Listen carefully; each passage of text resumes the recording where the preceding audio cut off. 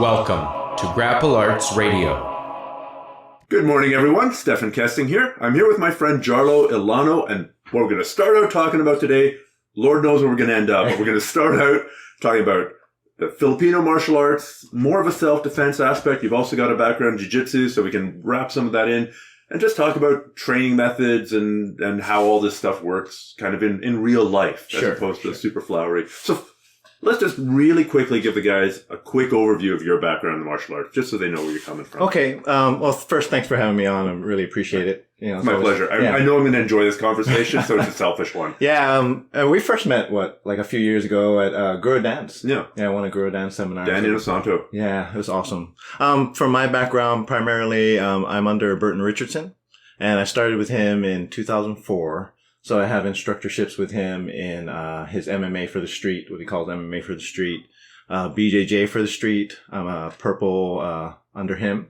And then also for Kali, he separates it into stick and knife. It was all together before, but then he started doing it individually. So I'm stick and knife and him. Why would he split it out? Because most Filipino systems, there are Filipino systems that sort of focus on the knife. Right. There are ones that are focused on the stick, but you really see them teach this two separate. Yeah, and I think that's what exactly what you're saying right here, right? Because there's so much material in each that he felt he can devote. A lot of this is he has his instructor DVDs, right, where people can go online distance training with him versus just coming over to Hawaii because he's in Hawaii. I mean, lots of people come over to Hawaii and it's awesome, but then they're always asking for materials. So he set up a system where he has these video lessons, and then to test, you have to show the technique, but you also have to spar. One of the things with him is you have to do sparring rounds. Right. And it's usually about 120 rounds per level, about 2-minute rounds, with a partner in deliberate sparring. So they're all isolated. So when you say deliberate sparring, how's that different from you and me just whacking at each other? Yeah. So deliberate sparring, deliberate practice sparring is we can only do head only, right? Okay. Or we can only hand only. And so that, deliberate practice, if you heard of deliberate practice, is where you work on your weaknesses or you work on a specific thing. And then you do that over and over. And research has shown that that's much better than just going out and like golf is a classic example. They have all of that where, you can just go to the range and swing like a couple hundred balls, or you can work on, I got to work on opening my wrist at this point, and I'm going to do that for like 50 balls. So deliberate practice sparring, and it seems to really get people to a higher level.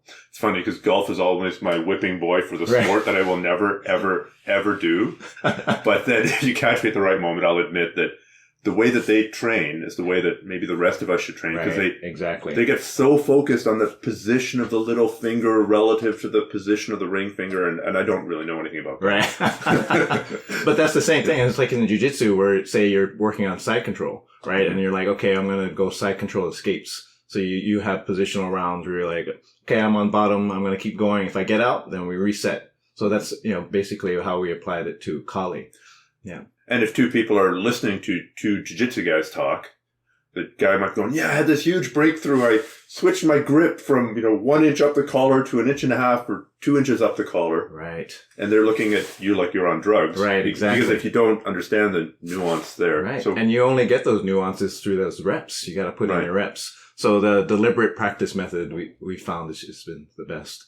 I have been doing. So in what ratio of, deliberate practice are you doing to, all ranges go? Sort of more of a dog brother-y. Yeah. Well, there's always the full sparring within. So it's usually, the way it's set up if, for example, for the stick, it's, usually three categories of about 40 rounds each. And 2 of them are the deliberate. Say you're on the first level and it's hand only.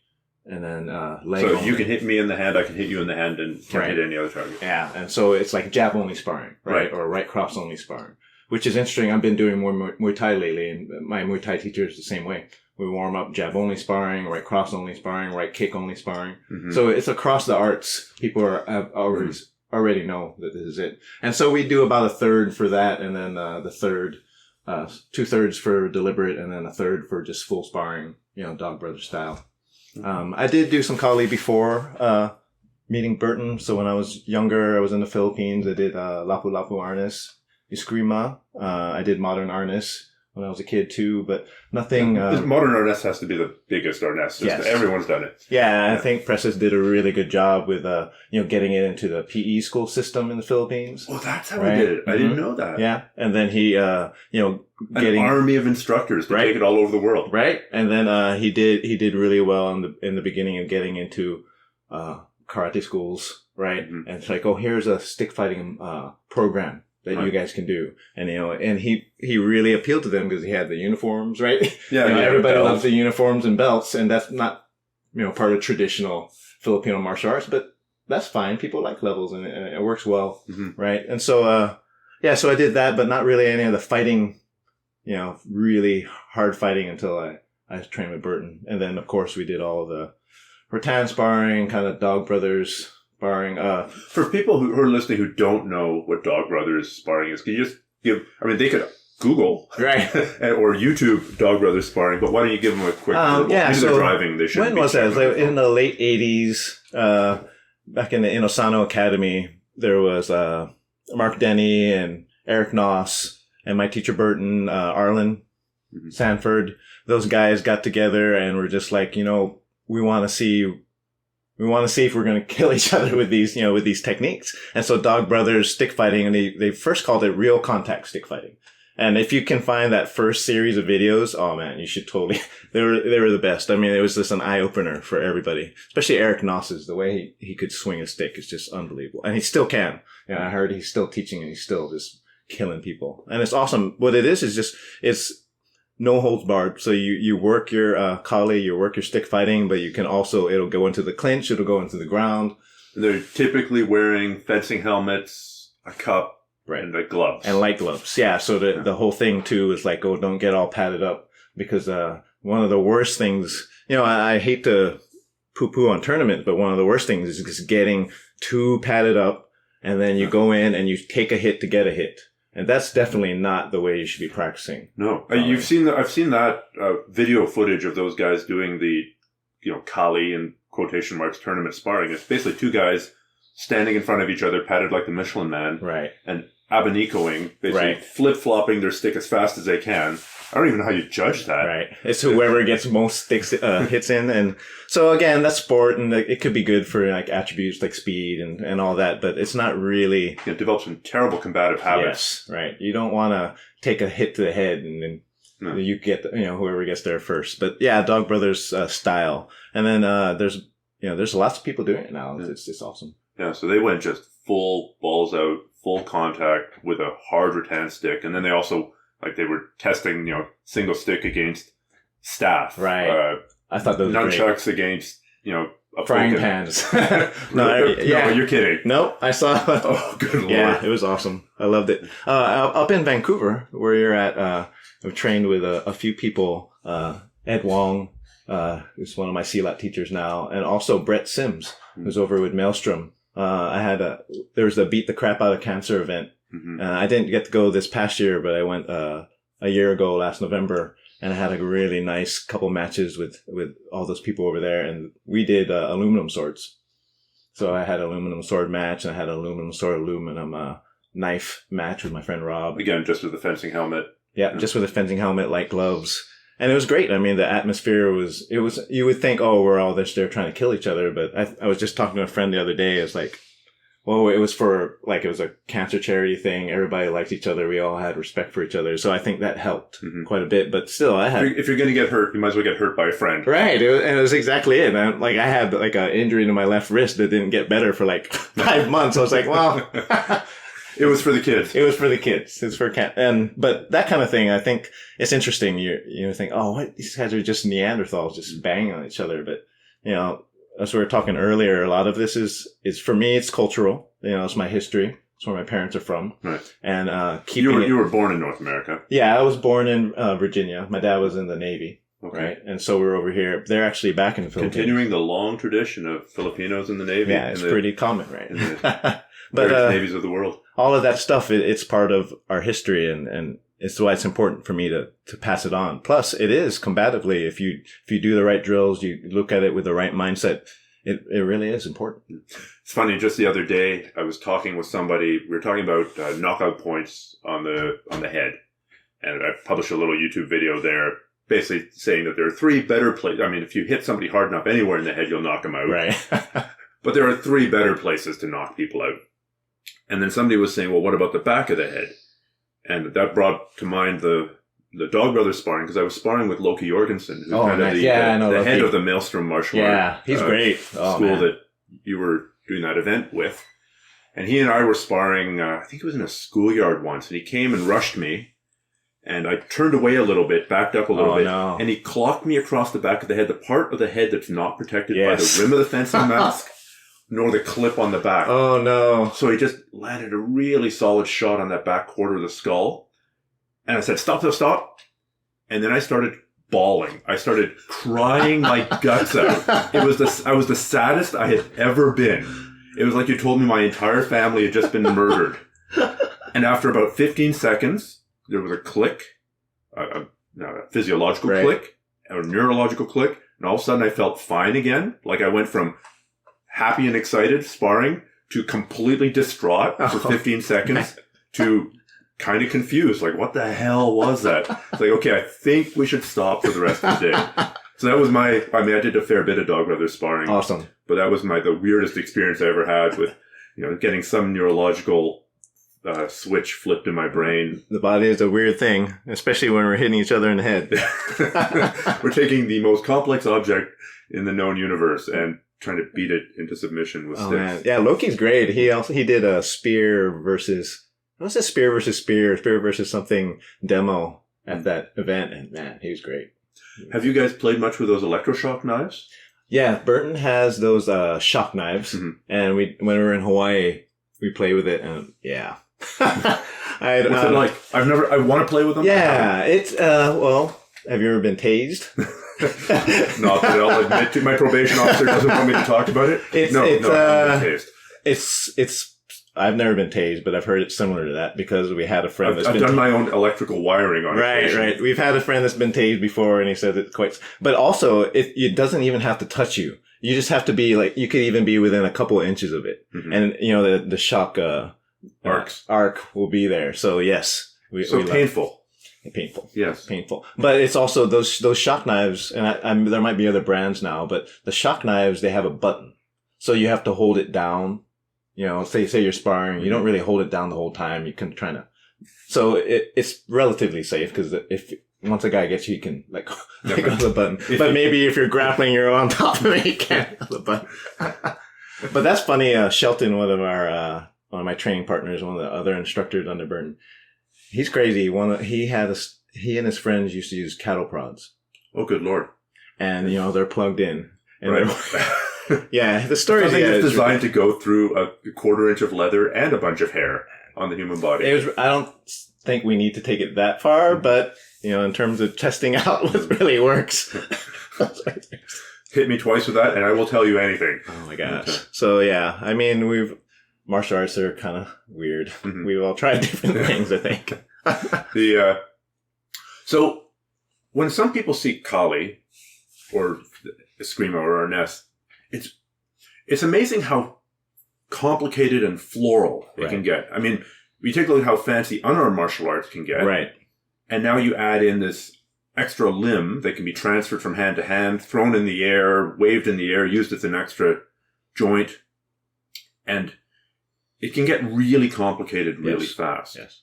So what I found is that doing the sparring, the hard sparring, helps simplify it. Right. Like, exactly. Yes, perhaps you've got a disarm that'll work in this exact situation, but good luck applying that high percentage. Exactly. So I'm guessing that you're agreeing. Yeah. And I think a lot of this is you can just dismiss it all, right? And there's a lot of people that just dismiss all these coordination drills, and that's what they are. They're a lot to the heart of it. They're coordination drills. They're flow drills.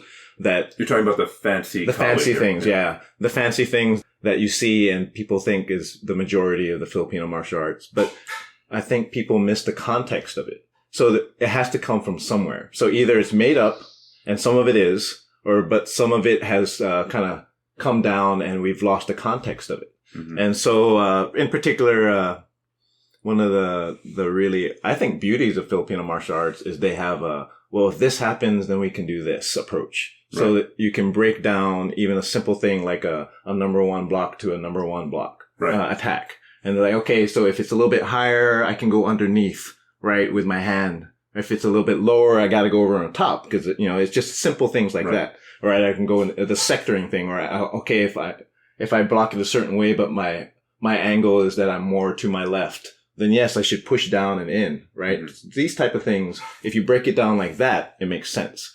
And so it's a series of if-then statements. Series of if-thens. And so it's a logical approach.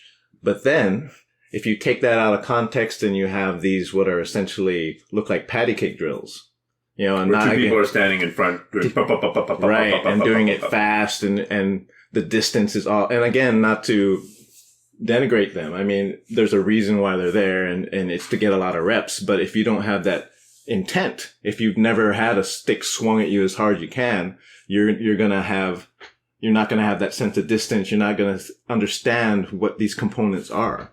So I think, especially, Guru Dan's a great example. He knows all of this, the breadth of everything. But so many different martial arts. And even in Kali and Silat, so many different styles of that. Mm-hmm. But and he'll say this too, and everyone that's gone to his seminars and has known him for years, he's like, if you want to know how to fight with a stick, just make an X on a tire for an hour and go hard. Mm-hmm. And I don't think anybody can refute that. But how long can you do that? Can you do that until you're 80 years old like he is? So there's a difference. There's the cultural aspect. There's the kind of coordination, developmental aspect, which people underestimate as well. And then there's the fighting thing. It really is a very comprehensive thing. So you have to know your context. Well, in terms of context, a lot of these weapon systems were bladed as well. Right. Now that gets tricky to spar. That's right. Unless you're super duper hardcore. Right. And I'm not willing to. I have never sparred with a sharp blade. I've sparred with aluminum blades and heavy sticks, but no, I don't think I will ever. So then, I mean, that's always a difficulty. Are you better off with something that's more easily trainable, which is you and me whacking each other with sticks, right? Or something that arguably is maybe more combative? Here's a secret move you can only do with a blade. It makes no sense in the context of stick fighting, but it makes a hell of a lot of sense in the context of blade fighting. So how do you square that circle? Well, we separate it really. And again, that's part of the deliberate practice part, of rounds. And, before we started this podcast, I showed Stephan, my round sheets that I turn in. And one of them, that we did today was outside binding. So outside binding is when you have two swords and you're both, in this backhand reference position. So I've tried to hit you, you've tried to hit me, and the swords or the sticks or the whatever have gotten stuck. I've gotten stuck in their binding, and this happens because, when two sharp edges collide. And so that reference point, can happen. Maybe it happens 1% of the time, whatever. Sure. But if you are in it, you need to, to figure it out or you're dead. So one way to do that and to practice some of these techniques is to start at that reference point, but not start and then, be slow at it and only do one thing. Both of us are trying to do something from that point. So you're really trying to whack your partner and they're really trying to whack you. Mm-hmm. Yeah. Mm-hmm. That whole argument that it's only 1%. I mean, I drove here to talk to you today. Most of that was on a highway. Most of that was going straight. Right. But the curves the curves happen. The exits and the entries onto the highway, they're pretty important. Right. If you screw up that part, you're either car in the ditch, best case, or dead, worst case. So just saying it's just such a small percentage at the time. I mean, definitely I should get good at going straight. I'm not arguing that. No. And I think that's a good example of, low percentage, high stakes. Right? Low percentage, high stakes. Important but not too urgent to train. Right, exactly. Important but not and frequent. So you have to decide, how much of my time am I going to do that with? If we can go back to jiu-jitsu, right? And are you going to spend a lot of your time in fundamental guard, or are you going to spend it in like these crazy, and I don't even know. My jiu-jitsu is pretty basic and fundamental. I don't know any of these crazy competition stuff. Well, maybe not frequent but high stakes would be something like escaping the bow and arrow choke. Right. Right? I mean, that choke, once it's on, you're in a lot of trouble. Right. And there are escapes and you can drill them, but I submit to you that if you spend all your time drilling, if you become a bow and arrow escape master, you're still not going to win very many fights. But no, I think that's a great example. A couple weeks ago, let's look at this. I think you're proposing sort of a matrix here of frequent, not frequent, low stakes, high stakes. So can we give it just a couple examples of what goes in each of those boxes? Okay, so what's frequent and high stakes?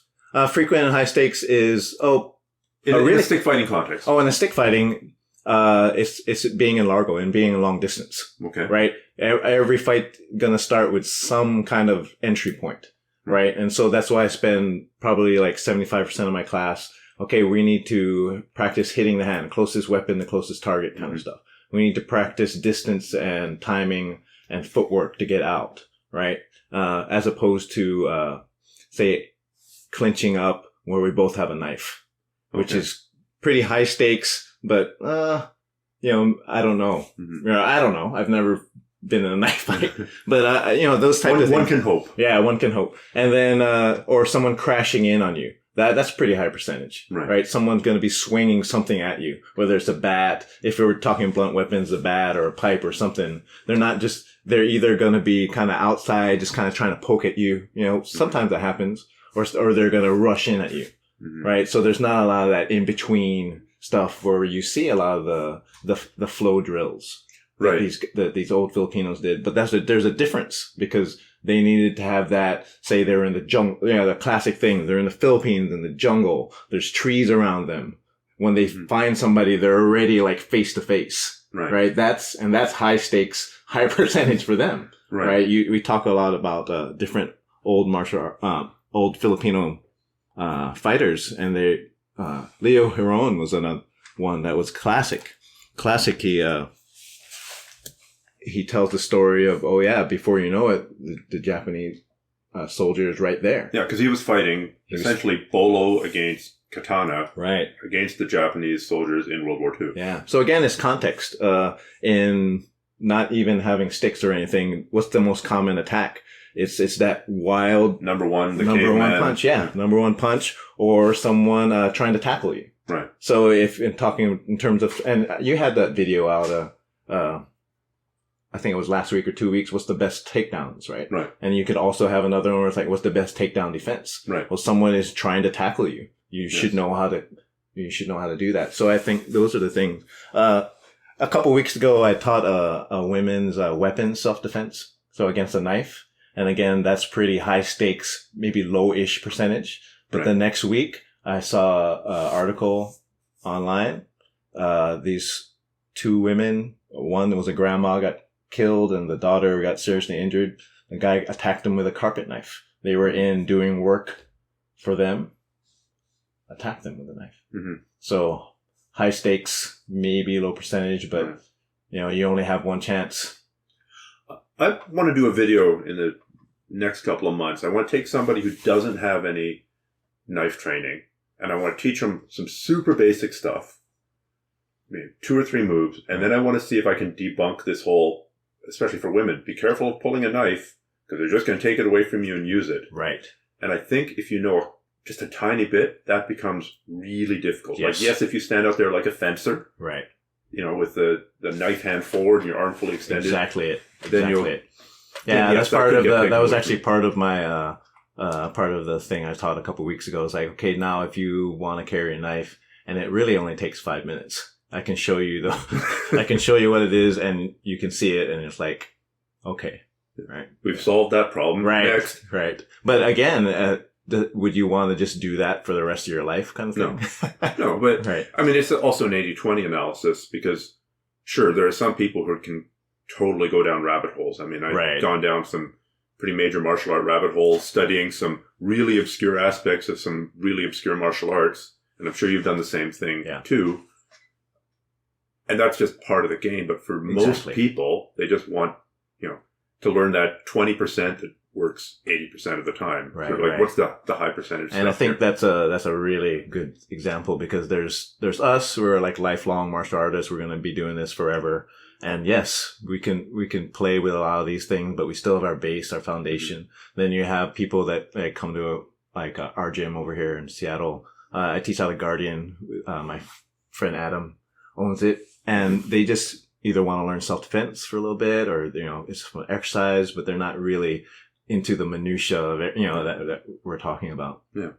Well, it's okay. I mean, not everybody needs to be a race car driver, but everybody does need to be able to drive that car down the highway. I think that's great. So just to beat that one analogy completely to death. So how then does this approach translate to empty hands? Because of course, Kali and Eskrima. Anytime I say Kali, I mean Eskrima and Arnés and Kali. It's all Filipino martial arts. I mean, we can get caught up in, there's a lot of controversy in what you should call it. But I think one of the best things that anybody ever said about this thing is like, well, my teacher calls it Kali, so I'll call it Kali. I mean, you can call it whatever you want at that point. Or Filipino martial arts. Filipino martial arts, I think nobody can argue. That's what it is. Maybe the Indonesians who, you say, well, we have that in Silat. Right. Well, that's the whole thing is, they always talk about the history. It's all part of the one particular empire, right? That spread over the islands and spread over Southeast Asia. So at some point we were all connected with that. Yeah. Well, I mean, at some point in Europe, everyone was trying to chop each other's head off with a sword or an axe. Right. So you could make an argument that, I mean, there must have been cross-cultural pollination there. And when the Spaniards saw how well the Italians were running somebody through with a rapier, it's like, oh, maybe we should include that. But, Frederick, that didn't work out too well for Gustavo. That's funny. Like the historical European martial arts, they have the same kind of arguments. I read this one book. I think it was A History of the Sword. I have it somewhere. Christopher Long. Yeah, I remember that. And I remember he had a few chapters on, you should never thrust. You should always slash. Right? The slash, like, why are you arguing over which? Just do both, right? So it's funny. All of these arguments have been going on for years and years in different contexts. And in many different contexts, we're seeing a really cool movement now where maybe 100 years ago we would have been arguing whether my leaping monkey paw could defeat your karate reverse punch. Right.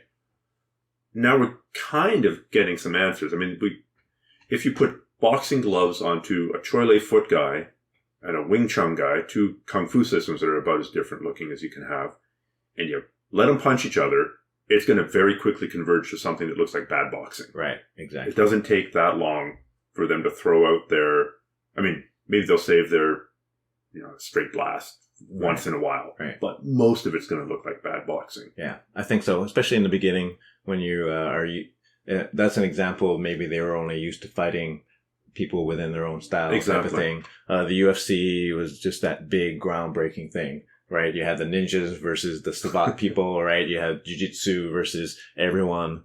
But if you notice now, the evolution, and now there's like, spinning kicks don't work. Remember that? Spinning kicks don't work. Now everybody's spinning the shit out of everybody, right? And it's impossible to prevent going to the ground. Right. Well, if you're a trained wrestler, it's not impossible. Right. Like Chuck Liddell, I think, was the watershed moment there. Mm-hmm. Like, if your wrestling's high enough, you don't have to accept that. And Maurice Smith. Maurice Smith was a great example of that sprawl and brawl. Right. Knocking out Mark Coleman. Right. And he was like, we'll just take him down. Yeah. Hard to do when you're completely exhausted and bright red. That's exactly it. And I think that's the evolution there too. And the same thing with say with the Kali, with the Dog Brothers, and then there's not just them are doing real these contact things. I think they were at the forefront too, but they're not the only group out there that's working this. So, well, I mean, Burton's group who I've also had on the podcast way back when. That was a great podcast. Yeah, I like that one a lot. You guys are doing it, and you're not formally Dog Brothers. I mean, of course, there is some of you guys are, some of you guys aren't. Yeah, but we do have some that have been to the gatherings, but I haven't personally. No. But I've done a few of the ones like the Beat the Crap Out of Cancer, which I've been told for people that were at the Dog Brothers that particular event was at a pretty high intensity. There's another group here. My friend Belton Lubis and Lamont Glass, they do they call it Warrior Tipon. They're under Gahe. Okay. They're under Tuhong Gahe, and that's in a couple weeks. And they do the same thing. It's just anything goes, but it's not like trying to kill it. This type of camaraderie. So yeah, there's lots of groups out there doing that. So then, to try and drag the conversation back, to the transition from weapons to empty hands, because you see some Filipino systems and some Indonesian systems that have very, very, very elaborate empty hand, open hand techniques, weaponless techniques. And it's hard to make some of that stuff work under pressure. Right. So how do you some of batalize that? Yeah. How do you take some that of and it make was real? straight up taken from they had a knife in the hand, but now they don't. And Okay. that on the face of it, how can that be? Right. One of the things all you is have is a hammer, the whole world looks like a nail. one of the classic fundamental ones is the gunting, right? The gunting is gunting means scissors, and so If I'm trying to stab you in the face, what are you doing to gunt me? so I would one hand would parry and then the other hand would come in and slice, right? Yeah. And so they translated that to boxing, right? But you can say, oh yeah, I hit my knuckles on your bicep, and I don't. I've never got it to work ever. I've got to work, but you have to either you're very tired, or your timing is just excellent, or actually one of the ways to get it to work is your distance and timing is really good, and you can time them on the coming back, not coming at you. Okay. So like they jab hard, but they jab and they sort of have a lazy return. Okay. I've gotten it that way, but I've never gotten. Have you actually gotten it so that their arm was paralyzed? See, that's the thing. Yes, no, you I have not. Okay, so yes, I've managed to land this technique. Right, exactly it. And against hardcore guys, it's like we're really going to try to, because the explanation is in empty-handed, you'd be hitting the bicep with your knuckles or with your fist. And immediately disable. Yes. Disabling it. No. If you had a knife in your hand, yes. Yeah. So I think that's a classic thing. Again, taking things out of context, and again, it could work, and it could maybe hurt their arm a little bit. And it's like in kickboxing or Muay Thai or MMA, you hit the arm long enough, then by the time you get to the fifth round, you've created that opportunity to kick him in the head. But we're not talking about that, right? I mean, the application of gunting or the concept of gunting, maybe it's just defanging the snake word. Is that great. does work is letting the guy punch into your elbow, or Right. worst case scenario, letting the guy punch into the top of your head. Right. And hopefully break a hand. But many, many people have finished fights with a broken hand Right, exactly. and only realized it was broken afterwards. I think a lot of this, again, it keeps coming back to context, keeps coming back to the reality and the percentages of everything. But again, also some of these really complicated and fabulous looking techniques, if you take parts of them out, and that's one of my kind of favorite research things is I'll look at something and I'm like, I don't know. But we're able to take a little bit of out. Okay. If I take that little bit, right, that little angle, I can pull that off. Maybe not the whole thing, but maybe that's not even the technique anymore. I don't know. But I look at it as sort of like a library. Well, something you alluded to earlier, and just touched on, which I think may be germane to here, is this idea of systems training against themselves. So most of the sparring the two Wing Chun guys will do will be against other Wing Chun guys who are sort of following the written and unwritten rules of that engagement. Maybe two guys who are training some kind of silat from some part of Indonesia. Right. They're going to, if their main attack is an overhead hammer fist down on the top of the head, for the sake of argument. Right. They're going to get really good at defending that one attack.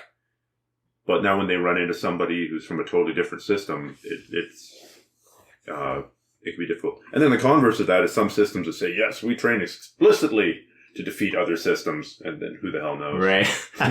Well, one of the really nice things we did last year is me and my students and training partners, we decided, okay, we were doing more silat and we were doing some different kinds of throws and things, but we're looking at it from a wrestling perspective. Like we're decent wrestlers. And so a lot of the head tilt things, I was like, oh, that's not really going to work if someone has a good base. But we were able to figure it out. One of the things that I really loved that I figured out was an arm drag and then hip bump to take over the space. Then you can tilt the head down. Right. And that worked immediately and against really good people versus just trying to block punch, come in and tilt somebody's head. We know that doesn't work. But if you have a good wrestling base, I was able to arm drag, you bump them, all of these things. And I think that's where a lot of this comes from is, you can take what you need to take and really, really take it to a good level if you pressure test it. Yeah. Well, some people take a look at the fancy silat puder kapala throws where you're basically taking the hand and forcing it up and bringing the head and forcing it down. And there's a million fancy finishes to that, and it looks very floral. And if you see how they train it in dancing, it looks unrecognizable as combat. But it's really not that dissimilar from some of the Nelson series from wrestling. Exactly. I mean, the energy that's used is a lot different. Yeah, I think so too. We did kind of a little bit more Greco with it. And I was like, oh, Greco and Silat was working really well. Oh, really? Right? Yeah, I loved it. A lot of the Kenjits, like getting to the outside and pulling him back. The foot sweeping. Foot sweeping really worked well with having the tie-ups in the Greco and all of that. Same thing with Muay Thai, right? Learning more Muay Thai and the clinch is just, that and Silat together. It's just been beautiful. I loved it. So what advice then would you give to the recreational, I don't want to say player, that's the jiu-jitsu bias, to the recreational practitioner, martial arts practitioner? I mean, you're enjoying blending Greco with Silat. Right. But they're not going to have the time to train both Silat and Greco and karate and boxing and Muay Thai and, I think, a lot of it for us is, playing around, exploring, researching. And that takes a lot of rounds, takes a lot of reps.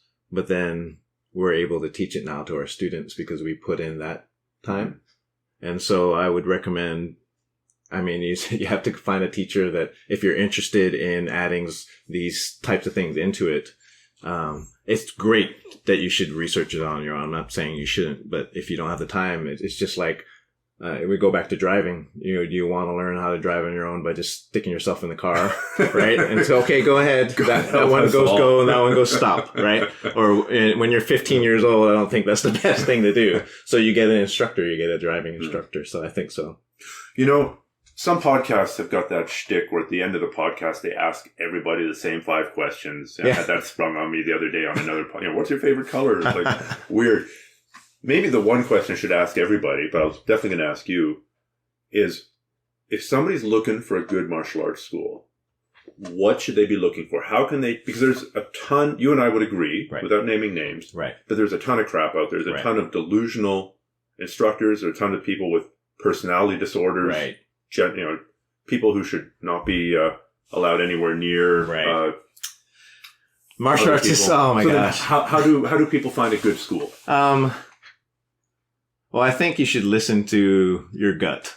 So you go in, right? And you should always be able to have like a free trial lesson, right? Every good school has that. Everyone has the free introductory class or the free private lesson, right? And everyone should be able to view and just even watch a class if you want it. First of all, if they don't let any of those things happen, that's a big red flag. Run away. Yeah, I would agree. Yes, it's only private training. It's only super secret training. We don't like other schools coming to watch and steal our techniques. Those are all red flags. Yeah, that's number one. And I actually had that too. When I was younger, I was taking Wing Chun and boxing at the same time at there's a naval shipyard in Bremerton. That's where I grew up part of my life. And I was practicing, I was doing my own thing, and then this guy comes in, and it was just he had the weirdest, we probably have the same story. Everybody has the same story. He had the weirdest look. He came in, and he was just telling me what to do already. I was just hitting the heavy bag. I was like, oh yeah, I'm like 15. I don't know what the hell's going on.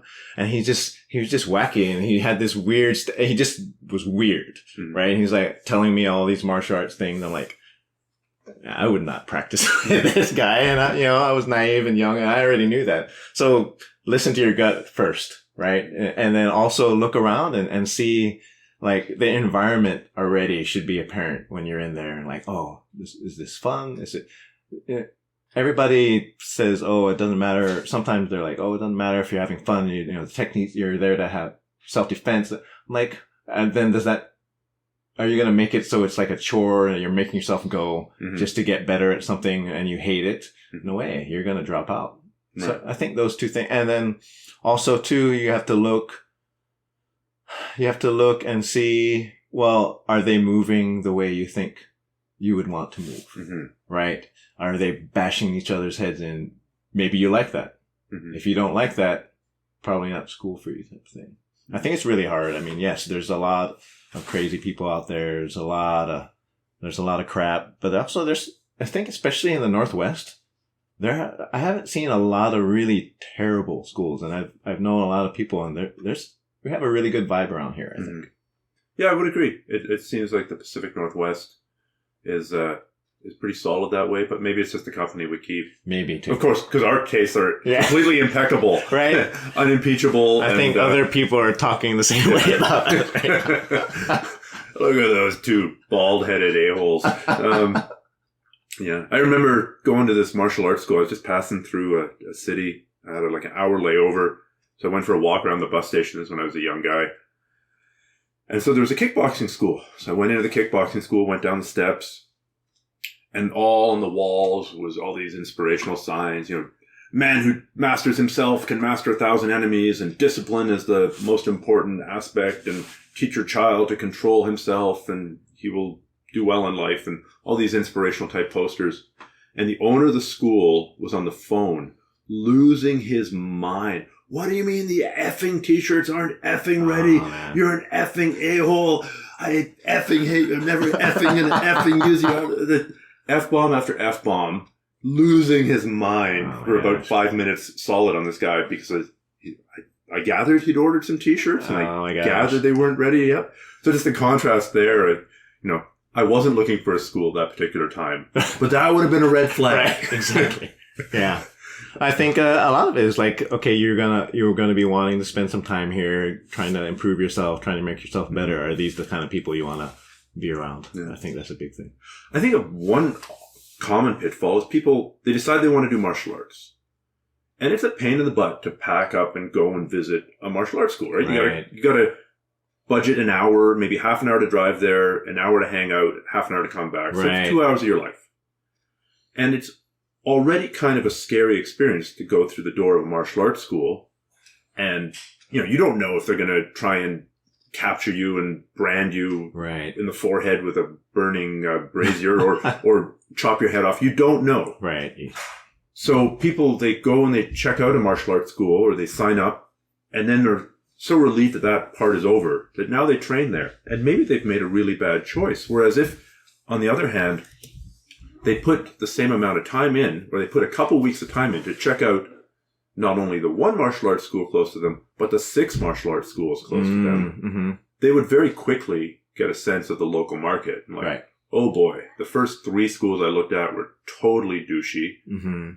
The 4th and the 5th one were pretty good, and the 6th one was amazing. But if you're starting out brand new, that's a lot of investment. That is a lot of investment. But you're going to be spending potentially years doing this. Exactly. So a couple weeks up front isn't actually right. I mean, if I told you you had to invest half of your paycheck in my super secret mutual fund for the rest of your life, you'd probably, or even for the next 2 years, but you could also invest it in Joe's mutual fund or Susie's mutual fund, you'd probably spend some time, you know, investigating these different mutual funds to see, you know.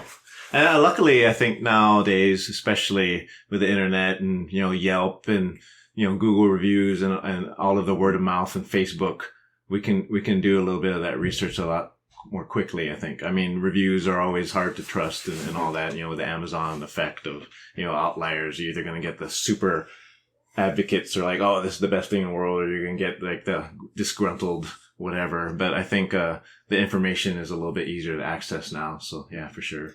Well, recently somebody that I know a little bit asked me about an instructor in a different city. I didn't want to sewer him, but at the same time, I'd heard some bad things. Right, it's important for them to know. So I was like, well, my suggestion to you would be to Google that person's name and the term assault charge. Oh, my God. Well, I'm not telling you what to do. Right. I'm telling you to Google this. Well, I think that's a good approach. That's pretty diplomatic, actually. You could just say straight out, no, listen. It's all very funny until you and I each have an assault charge against our name. Seriously. But I think that's what it is.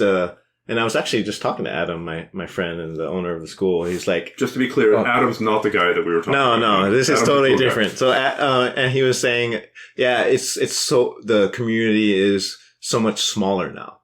I mean, it's so much easier to find out information about somebody that, you know, because we were talking about something that happened and, you know, this guy or whatever, I don't even want to get into specifics, but what it was is like, you know, how could he do that when he knows I know this guy and he knows this guy, and within like an hour, everybody's going to know what happened. Right?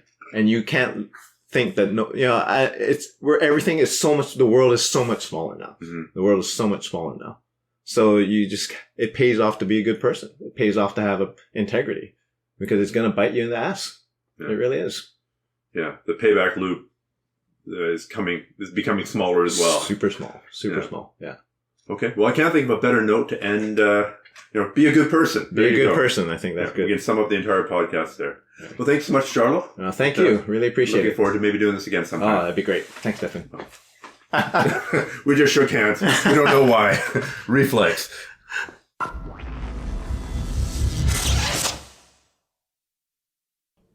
Podcast listeners, if you're listening, there's a good chance that you're into Brazilian Jiu-Jitsu. I hope that you are. It's the best martial art out there. But nevertheless, if you do Jiu-Jitsu, if you do grappling, if you do MMA, I've got a book out there. It's called A Roadmap to BJJ, and it covers the fundamentals of Brazilian Jiu-Jitsu.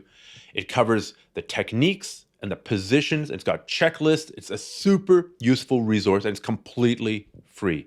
If you go to grapplearts.com/book, you can download it. It's also on Amazon Kindle, where you can buy it if you want to go that way. But I'm going to suggest the free route, which is grapplearts.com/book. Check it out. I get feedback almost every day from people who found this super useful in finally getting through and understanding the ground game, and it finally making sense for them, and it finally not being so intimidating anymore. Check it out. I think you'll find it really useful too.